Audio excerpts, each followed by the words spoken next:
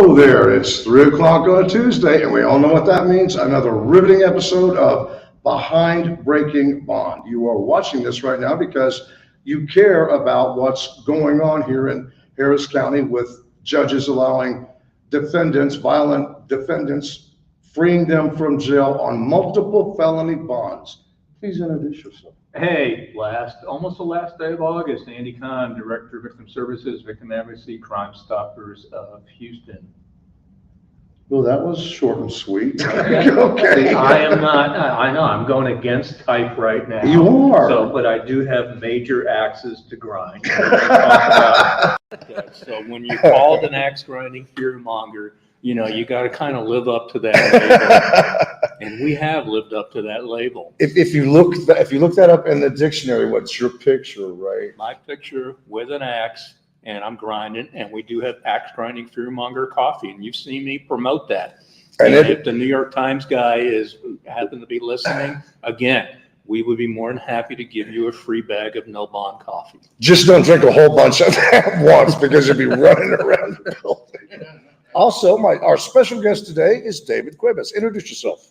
Good afternoon. I'm David Cuevas, president of the Harris County Deputies Organization, proud president of 3,200 of Harris County's finest men and women in law enforcement. David was supposed to be a guest a couple of times, and I was like, right at the last minute, something would happen. But he decided today, no matter what, he's going to be here. And thank you so much for joining us. Give us an idea of what the deputies out there are dealing with these defendants. Absolutely. Thank y'all for having me. And I want to give our condolences to the Deputy Arson's family. We had another tragic event with the brother in blue. But I will tell you that what our frontline personnel are seeing is something that's real tragic. Day in and day out, our men and women are out there on the street protecting the citizens of Harris County. And it's been pretty difficult, especially when they make a traffic stop, they go to a family violence scene, they're investigating cases, they come to a conclusion to put somebody in jail, and lo and behold, they've been out on bond. It's disheartening, but our men and women are going to keep fighting and doing the right thing as they should, and they're very proud to wear the badge. It's got to be frustrating when you're sort of arresting the same people over and over again. It's right? Over and over again, and you got to look at what is the problem, where's the breakdown, and we hear it from our members, and I've seen it personally. You look at the judges. They took an oath to do their job, to be impartial. They sit in the seat of authority, but they've stained their robes. They're just like the Grim Reaper. The only ones who are suffering are the victims. And the judges are lazy, and they need to get out of office. They are worthless, and we need to get them out. And we're up to what, 181? 181, yeah. So we've had 181 people that we've documented at CrimeStoppers that have been murdered, albeit allegedly, but some of them actually have been convicted since we've been doing this now for several years, by a defendant out on multiple felony bonds, which is more than one bond, or they were given a felony PR, which is a get out of jail free card, or they were on bond and they forfeited their bond. And that's kind of the new thing that we're seeing right now, is a lot of defendants are forfeiting their bond and they're wanted in the community, and then they're charged with additional violent crimes like murder. That's trending upwards. And that's got to be for law enforcement. That's the most dangerous situation, right? When you're coming across somebody that's a wanted fugitive, a lot of times they decide they're going to shoot their way out of it, right? That's right. So you had that last week. Yeah, we had that last week. And that's why, it's ironic that we say, I'm supposed to be here a few times. Something has always come up, and it's a violent criminal act. And, for us, we know that it's dangerous. We want to ensure the community that you're safe, but we can't do that. I mean, let's look at it.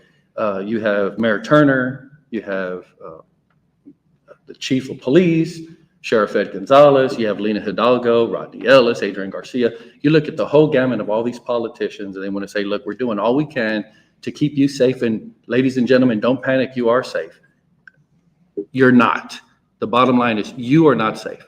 We don't have the personnel to proactively patrol in these neighborhoods, to rid out these criminals, because these commissioners, all they're concerned about is painting fences. The green, saving the lizards that might potentially be environmental not friendly. Instead of dedicating true money to violent crimes, they're not doing that. So these folks that are not handling their business, they got to go. And DA Kim Ogg has made it very clear. I mean, she has said many times that crime is up due to the revolving door at the courthouse. She went and testified on the Senate Bill 6, which we finally did get passed, which basically eliminated defendants charged with violent felonies from getting a PR, get out of jail free card. And when Kim Ogg, our district attorney, was testifying, it was a great line. She said, crime is up, ladies and gentlemen, and it's associated with bail. And again, the numbers, the data show it clearly. So I don't think anybody argues. No one's argued with the stories that we do every week. No one's argued with the data. No one's argued about the case. They just don't like the message. Right. And the message is that we feel the people of Harris County should be aware of what's happening. That's why we continue to do this. Well, and when you look at it, and I'm sure you've been around for a while, I'm sure you would agree with this. Not as long as us. This is true. Hopefully I will be. It all started in 2019. I mean, that's when it really took off, as far as when all these repeat violent offenders are walking around on multiple felony bonds. We all know that, yes, the Constitution requires judges to give people bonds. But what was it like in the past? If you revoked your bond, the judge would say, you picked up a new criminal charge, or you did this, you're going to go to jail. Yes. And you know, right now our jails are packed. They have the most violent criminals that are in there. We have our detention officers working very hard to keep themselves and the other prisoners safe. It's a very difficult task. And you're right. In 2019, everything shifted. It was a philosophy shift from the progressives. They got whoever they want in there, and they need to own it. Look at our victims in the back. Right. Just look. Yes. Look. It's sad. Not only are they victims, their families are victims. And let's just take a look. A lot of the victims are minority. Yes. Women and minority. But nobody's talking about that. Why? And one of the most disturbing things, I know we've seen it maybe 4 times, where you've got a defendant that's out on a domestic violence charge and other bonds, and they end up killing the person that they're named in the domestic violence issue. That's right. And a lot of times what we're seeing in investigations is victims do not want to come forward. They're afraid of the retaliatory acts that might be taken against them, because they know if a charge is filed against them, these judges are going to let them right back out on the street. Hence, look at Andy's files that he has there. They look like the 10 Commandment tablets with so many, how stacked they are. I mean, come on. I think the problem that the message that's being put out, especially by these commissioners and these weak politicians, are, let's be sensitive. Let's figure out a way to rehab. Right. Well, at what point do you quit rehabbing after their 10th murder? Yeah. You know what? You break into somebody's house, and let me tell you what, there's people that own guns. They're going to shoot their ass, and they should. A great example is the issue of catalytic theft. And you lost a deputy that was murdered. Yes. Almendarez. That's correct. That was murdered. And so the 6 people that were arrested and charged and everything, that got a lot of attention, because remember, it was covered by everybody. It was a big bust. And then we took a good look a few weeks later at all the defendants that were charged in this. And they were part of that ring that led up to the deputy's murder. All of them back out on bond. Yeah. And I remember during that hearing, we sent out a mass call for all our personnel, all the deputies, all law enforcement, all first responders to be there, because the concern was that the judge was going to let them out on bond the initial time.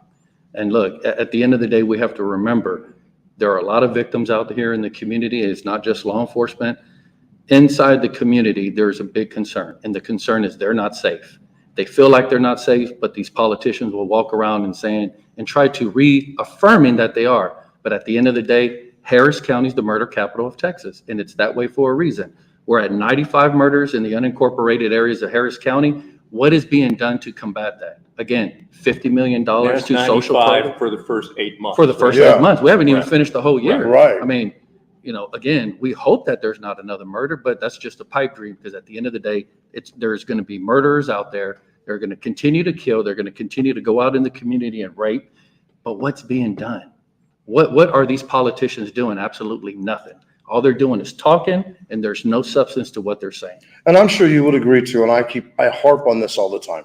But I think that overall, the majority of people are good, law-abiding citizens, that They go about their lives and they don't bother anybody. Absolutely. You have a small segment of people that are in the criminal element because they chose that. Correct. Right? It's like, that's how they make a living, like you and I make a living. That's what they do. Right. And it's not because of drug addiction or anything like that. Right. They're criminals and they're going to be criminals. They're going to be criminals. What they do, and what you say is 100% correct. We have mental health issues in Houston, Harris County. It's across the country. That is a separate issue. There are people that are hooked on alcohol and drugs. Does that perpetuate violence? It could. Yeah. Right. And what past experience has shown that people that are high on drugs are going to commit crimes. We don't know what those percentages are because it's not like when they get brought into intake, they're taking a survey there, right? It's just to get them and book them. But again, what are the judges doing? Look at all these victims here. Right. Look at their family. And don't we have a court that's sort of primarily, it's for defendants that, it appears that you are doing this, you're committing these crimes because you have a drug addiction.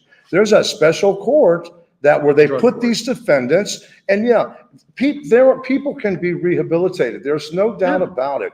And people deserve a second chance and a third chance. But if you've gone to prison, you've spent several years in prison, you get out, then you go right back to the criminal element and you're walking around on 5, 6, 7 felony bonds, you are not going to rehabilitate that person. I looked at the case that happened a year ago at the Grotto with the off-duty New Orleans police sergeant who was there with a bunch of his friends for what should have been just a fun weekend. Yeah. With I believe it was a fraternity brothers.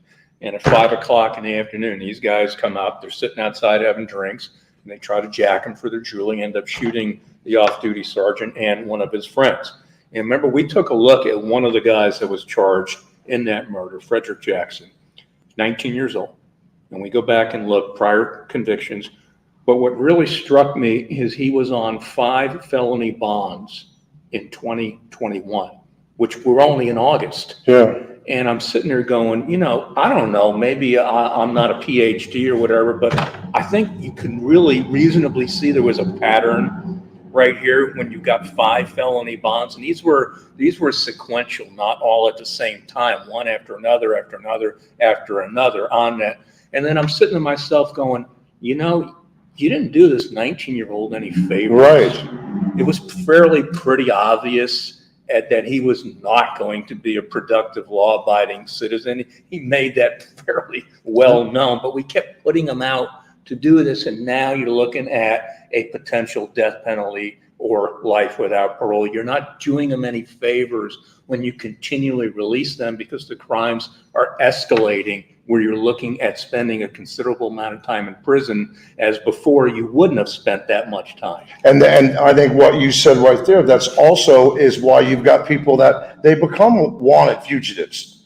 It's like, think about it. You've got 4, 5, 6 charges and you think, well, when judgment day comes, I'm going to be in a world of hurt. So I'm just not going to play this court game anymore. And I'm not going to go back to court. Yeah. So these criminals are not as stupid as folks think they are. Right. They do their own cost benefit analysis as we would do in Risk versus business. rewards. Yeah, That's right. Right. But they have their own way of doing it, right? Yeah. And so once they know that there is no penalty and there's a lot of reward for it, they're going to continue to do it. And at what point does the judicial system, the criminal justice system decide after the 9th time we can't rehab this person? That the 9th time's a little bit too far. Right. I mean, it's maybe the first time, depending on what it is, there's always issues. However, 6, 7, 8 time, I mean, that's far too long. Well, and we've had defense attorneys in here before talking about that would have been the best thing for their client to sit in jail for a while to, cool their jets and get their head on straight, because they knew that if they stay out on the street, they're just gonna keep committing crimes. They're just going to continue to commit these crimes. They're not going to be held accountable. But let's go back a little bit. When you look at the 19-year-olds and the 20-year-olds, where in the hell were their parents at when they were growing up? Where were they at? They are responsible for their children. And yes, I understand certain segments of the community struggle. I didn't grow up a saint, but however, we understood right from wrong. Right. Okay. And there were consequences. And there was consequences. Right. Yes, That's right. yeah, right. And a part of that consequence was called a leather belt. Okay. So you get that strapped to you. Nowadays, everybody is so sensitive. We want to give third and fourth place. We want to give fourth place trophy to everybody. Yeah. And you know what? Crumble that.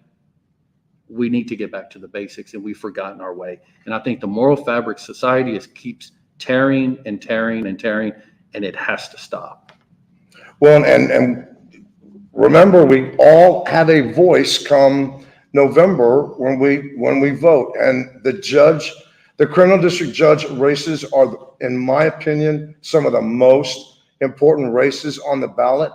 Those are races that most people, before this issue came to be, just sort of, well, I recognize that name, or, well, I'll vote because you're a Republican, I'll vote because you're a Wallace, Democrat. That's not a good sounding name. Right. Do not vote for anyone named Wallace.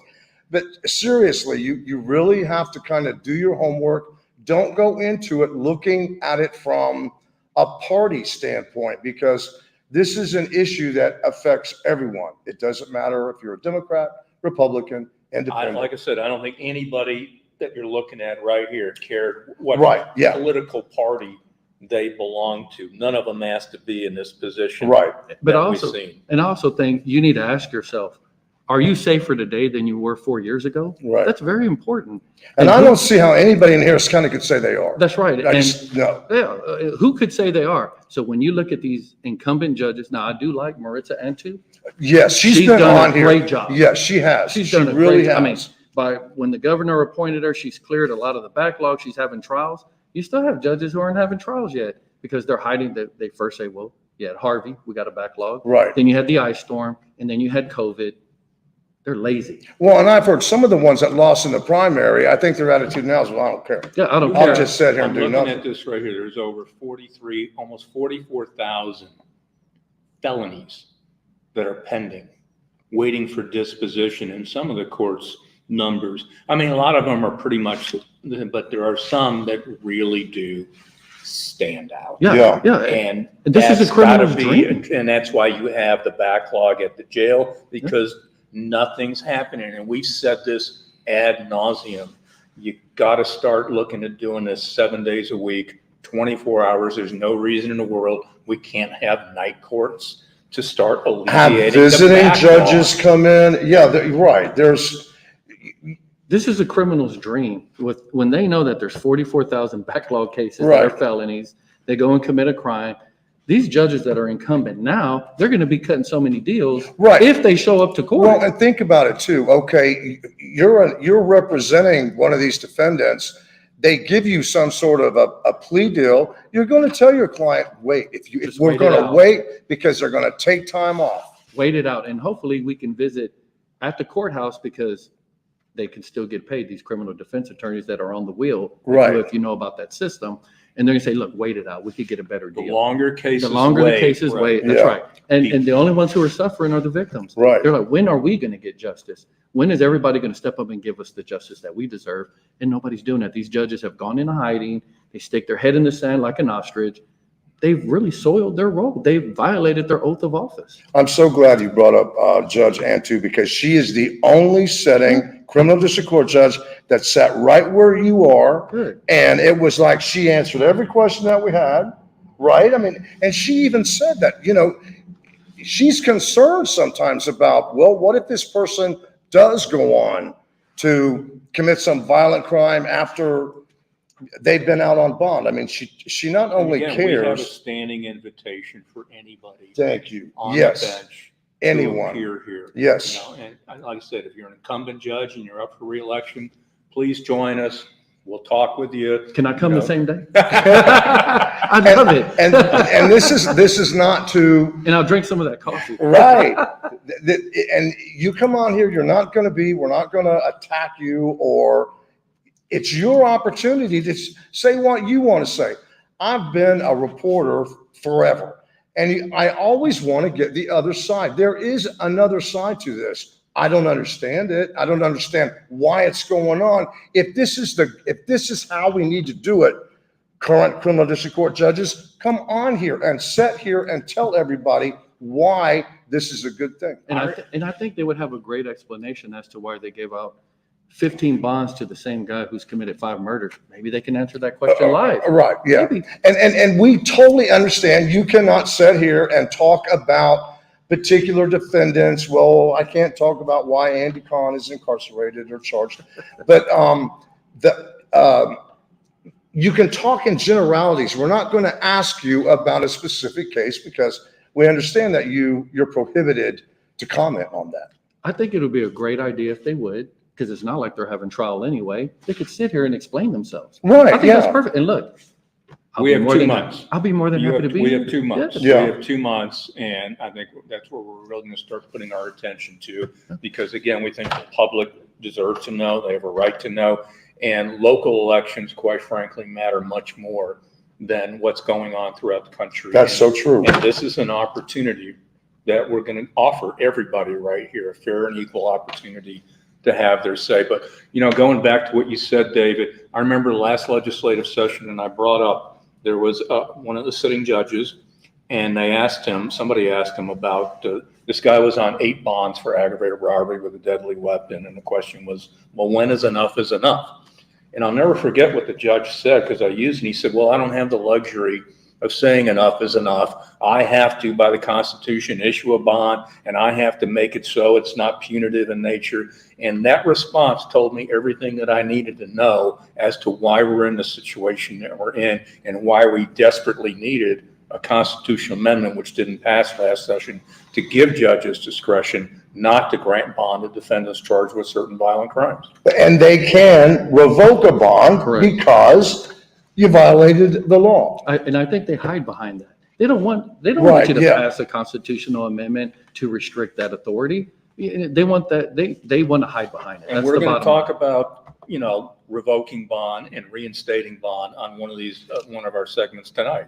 We're going to Yes. talk about defendants that are on multiple bonds, continuous bonds that continue to reoffend time and time again. And get this, this is a first, you correct me if I'm wrong. Andy found a defendant that was out on bond, goes to another county and actually serves a year in jail. He's convicted of a crime and still his bond is He was not allowed to revoked. remain on bond while he was doing time in Montgomery County. How does that make sense? That's a sweetheart deal. For There you go. Hey, thank you so much. You got a question there, Raymond? April, Facebook viewer April says, we need to focus on victims, the only unwilling participants. That is so true. That's very true, April. And that's, it's almost like with what's going on now, it's more, well, let's worry about the defendant, or what's right for the defendant, or how do we fix the defendant, right? There's a saying I've had for 30 some odd bazillion years, and that crime victims are the only unwilling participants in the criminal justice system. Everyone else chose their role. You did, I did, even Raymond did, but I'm not really sure. I think Raymond has no choice. He didn't have a choice. Raymond has to work with me. We'll look at that. But no one ever said, pick me, I want to be a victim of a crime. And it's the least we can do, particularly in government, is to look out for victims' rights, their due process, their well-being, and putting their lives back together again. And for whatever reasons, it's just gone topsy-turvy right now, where we're treating defendants like a victim should Right. be treated, like the defendant is a victim. And before this whole situation with multiple felony bonds happened, and if I'm wrong, please correct me. I never did, and I don't remember ever seeing a story in the newspaper, on another TV station, where you had a sitting criminal district court judge who allowed someone to be out on multiple bonds, and then that defendant went on to allegedly kill someone. That has not happened, right? No, because you and I've talked, with other stations as well. So we ever done stories? Yeah, I mean, if anybody's aware of a story that happened before 2019, If so, it would be extremely rare. and yeah, it would be please an send it my anomaly. way, because we will definitely take a look at that, because I don't recall it ever happening. And Facebook viewer Joseph is asking, what is the purpose of breaking bond? You guys give a lot of conversation about the topic, but what are you guys really seeking? The purpose is to educate the viewer, to educate the community about what's going on. This has not happened before. This all started when you had district court judges that came into office in 2019. And this started well before quote, COVID. Right. COVID became a convenient excuse, but we saw the statistics going up before. COVID. You're right. It is a convenient excuse. And I think this is a great opportunity. It's a great show. And to answer that question, it's good to have different people's perspectives that are giving honest answers to real questions. And the whole purpose of Breaking Bond is just to inform people. We've been shining a light on this for almost 2 years.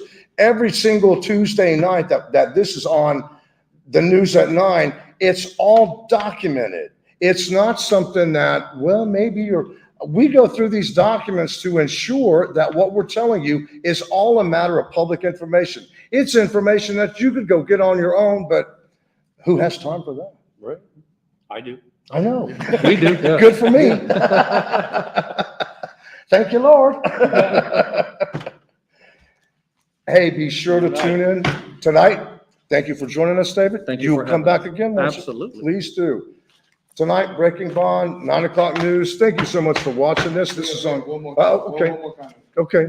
From a Facebook viewer, Constance, I believe you're doing, if you're doing crimes over and over, by all means revoke bond. But these public offenders play their part as well. The cases are way overlooked.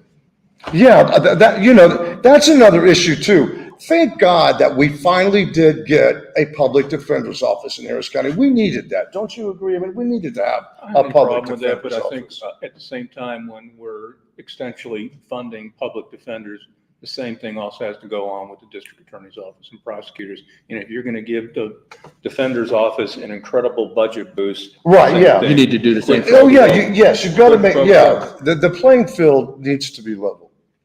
Anything else right now? Okay. See you tonight at 9 o'clock. Thank you for joining us. This is on the Fox 26 YouTube channel. Please share it with your friends and family. And one more thing, and to the viewer that actually identified the fingers that were on the episode, I do have a reward check for you coming your way. You got it. You know who you are. You Raymond- can't say it because it's anonymous. Raymond is now a hand model. Like George Costanza, that Right. Hey, thank you. Bye. There it is.